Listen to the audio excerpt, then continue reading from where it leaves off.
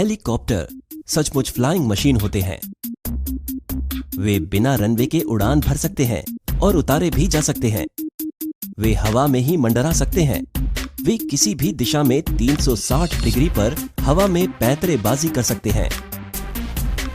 ये video helicopter की उड़ान के पीछे छिपी जटिलता और विज्ञान पर से पर्दा उठाता है।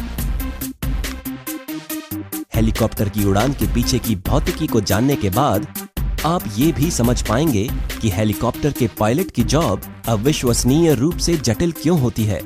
हेलीकॉप्टर उड़ान पैदा करने के लिए विमान पतवार यानी एयरफॉयल सिद्धांत का प्रयोग करते हैं। जब ब्लेडें हवा के सापेक्ष घूमती हैं, तो एयरफॉयल का विशेष आकार उत्थापन बल या लिफ्ट फोर्स पैदा करता है और उन्हें उड़ाता है। ब्लेडें एक इंजन के द्वारा घूमती हैं, खासतौर पर टर्बोशाफ्ट इंजन द्वारा। कंप्रेसर हवा को अपने अंदर खींच लेता है और इस पर दबाव बनाता है।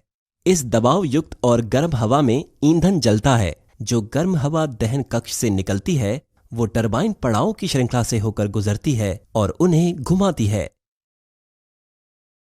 टरबाइन के दो सेट होते हैं। एक टरबाइन सेट कंप्रेसर को घुमाता है और दूसरा सेट हेलीकॉप्टर के रोटर शाफ्ट को घुमाता है।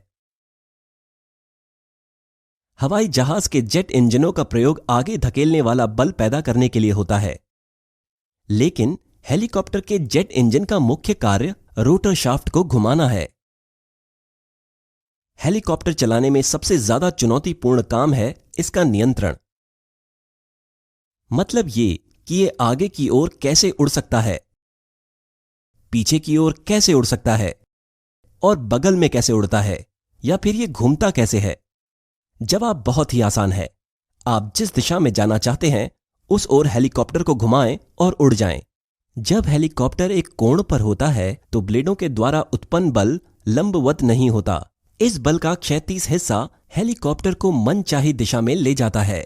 ब्लेड द्वारा उत्पन्न बल का लंबवत हिस्सा गुरुत्व बल को संतुलित करता है।